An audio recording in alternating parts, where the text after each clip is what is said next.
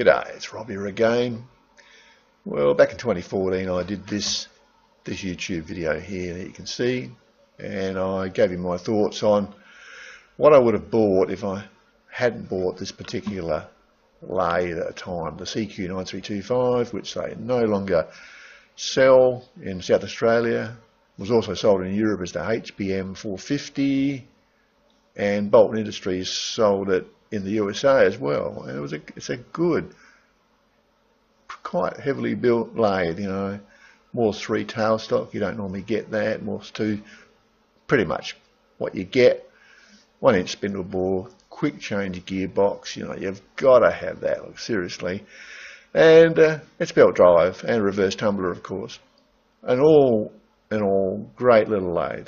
It doesn't have power cross feed, you know, for the cross slide. So what, big deal. Those things really are just bells and whistles, really. And actually, when you look at them, they actually should feed at a varying rate, because obviously if you're ever facing off something with large diameter, you know, you start off feeding very slowly, and then you quicken up your feed speed as you get into the centre, because the radius is changing. But people, you know, think, oh, you know, that's a good deal. No, I don't think it's much of anything myself. Now, the particular lathe I reviewed was a good, heavily built lathe, bigger than this. It was under $2,000 Australian, and I reckon that was fantastic buying at the time. Now it's over $2,000 Australian. It's up around the $2,300 mark. So I've said not anymore. It's no longer the best buy. It's not what I would recommend. It's a good lathe, but no, you can do better now. And the average hobby guy, average home workshop guy, all he wants is a 10-inch swing lathe, I think. No bigger than 10-inch swing for most people. If only doing hobby work, model making, you know, general stuff, that's plenty big enough.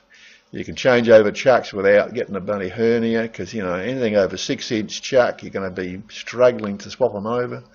And you can swap them over quickly and easily to put on things like collet chucks. You know, I've used an ER32 collet chuck, and yeah, it wouldn't be without it. I've got them in the headstock and the tailstock, and anybody that's watched my videos will know I'm a huge fan of the ER collet chucks.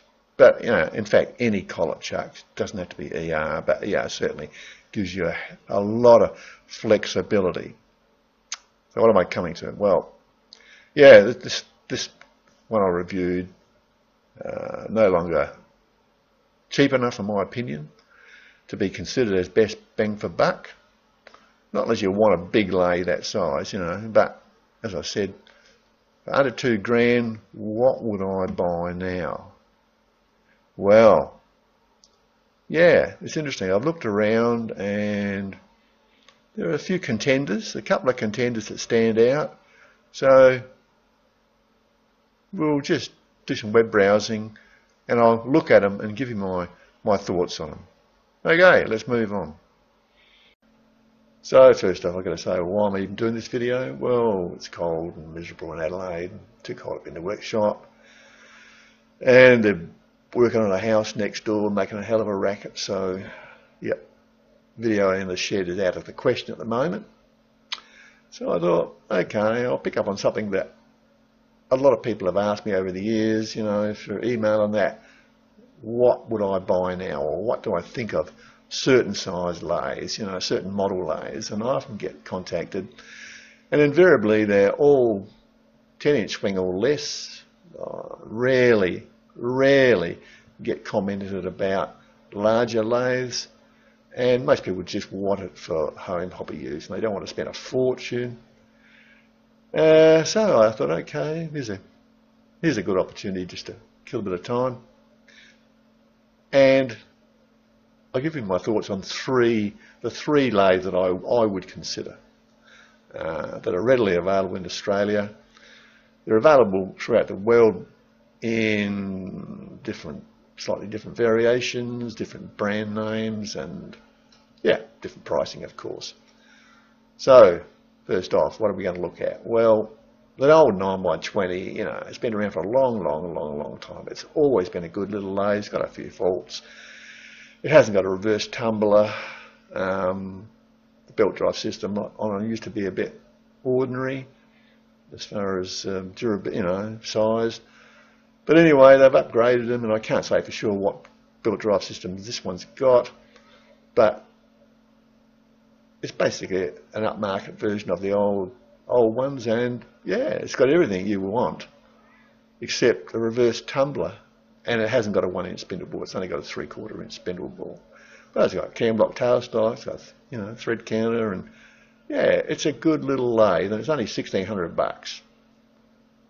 Yeah, that's a good starting point. That's definitely one I would consider, and I would, you know, subject to, of course, people looking at it and making sure that they still build them as well as they used to. I'd have no hesitation in recommending this lathe. I think these are a good little workhorse, ideal for work, you know, handyman use. Okay, $1,600. Yep, let's move on.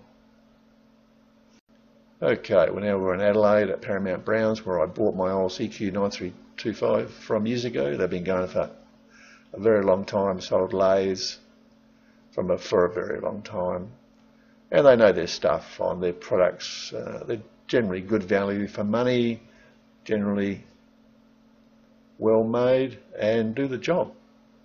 Now, we've gone up $100 here. We're up to $1,700. So for an extra $100, you get a bit more. You get a 1-inch spindle for a starter. You lose the thread counter. You still have reverse tumbler and quick change gearbox. Now remember, the 9x20 doesn't have a reverse tumbler. Or I believe, I mean, the old ones you could make a reverse tumbler machine up a kit and easily modify them to give you carriage feed in both directions. But whether that's still possible or not these days with the new upgraded versions, I can't say for sure, so you need to look into it. But this one definitely has your much wanted, highly desirable reverse tumbler. You get shielded lead screw covers. They're good. I've got them on my old lathe. They work fantastic, particularly if you do grinding, or you know, you just don't want things to wear out. I mean, you can basically just grease it and forget it, and it keeps all the crap out. They're really good.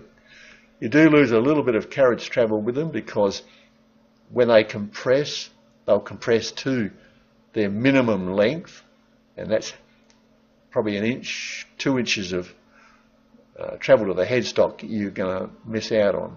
You can take it off and get things back to where the basic model would be, but yeah, I think it's a small price to pay for the function they provide. They're very, very good. Cam block tailstock, number 2 Morse, not a number 3 like mine, but all of these have got number 2 that we're looking at, and 10-inch swing. Yeah, so I think that's a step up on the 9x20 for $100 extra. That's pretty damn good. So yeah, you definitely want to consider that one. Well, now we're back here in Forbes, and this is the one that I do like. Everybody seems to like this. I've never seen any adverse comments on this lathe at all, and it sneaks in at just under the $2,000 mark, so it's $300 more expensive than the Paramount Browns one. There's a similar setup with a quick change gearbox and the reverse tumbler as Paramount Browns, no lead screw covers, but everything else is pretty much, you know, similar. 1-inch spindle bore. The big plus where your $300 goes is it's got electronically infinitely variable speed control for the spindle, and like all of those, well, the ones I've seen, you can also split the torque into high and low gearing with the belt drive system, so you can actually get maximum benefit from your torque by using a lower gear for slower spindle speeds. Pretty good. It's it's desirable because using electronically variable spindle controls, I've had experience with this, and you can overheat either the controller or the motor if you let them labour too much. So, you know, that fan cooling is critical to those motors, and yeah, having a lower reduction gear is a good thing for heavy work. If you are going to do a lot of really heavy work, well, the Paramount lathe would be better, in my opinion, being purely belt driven, and has quite a number of belt speed variations on offer. But overall, for the average guy, I think this is pretty damn good. I think 2,000 for it, that's a fair price. That's pretty good. Now, does this win the contest? Well, I think it does, in my opinion. And considering it's also available widely in Australia, you're more likely to have a Heron Forbes agent near you than a Paramount Browns one. Let's put it that way. And both those companies will ship, and it's just a matter of what you've got to pay for shipping. So is that it? Is this the sold outcome? Well, there's a couple of things you want to consider on top of this, and I'll go through those now. First off, one of the weak areas of all these, well, most of these current crop of Chinese lathes is the cross slide. I did a video on this a while back, and there's a definite weakness here. What's the weakness? Well, anybody that looks closely at this should pick it up straight away.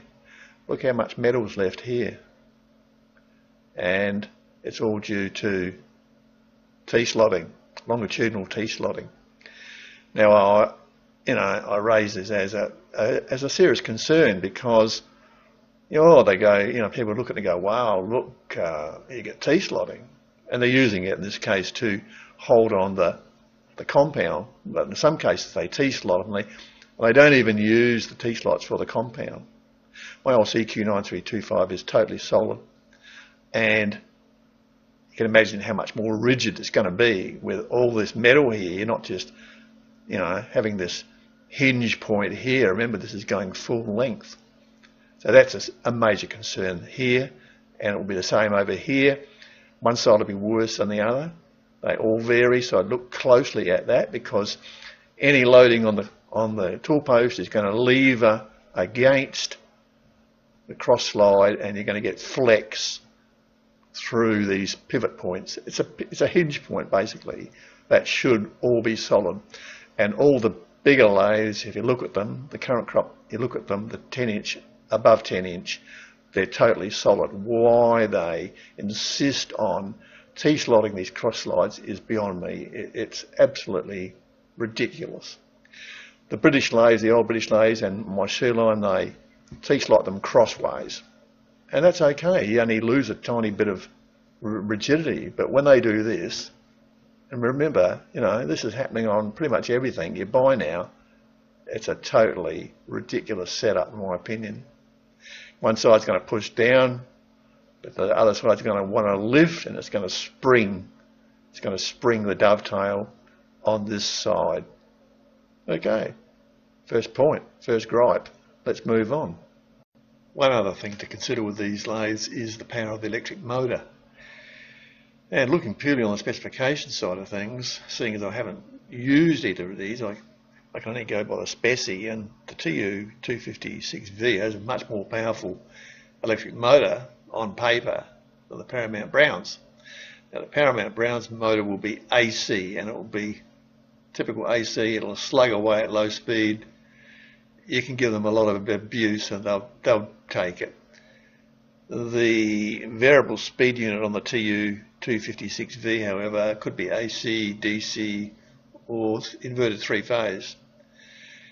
It doesn't say. I couldn't see any information on that in the web data I pulled up.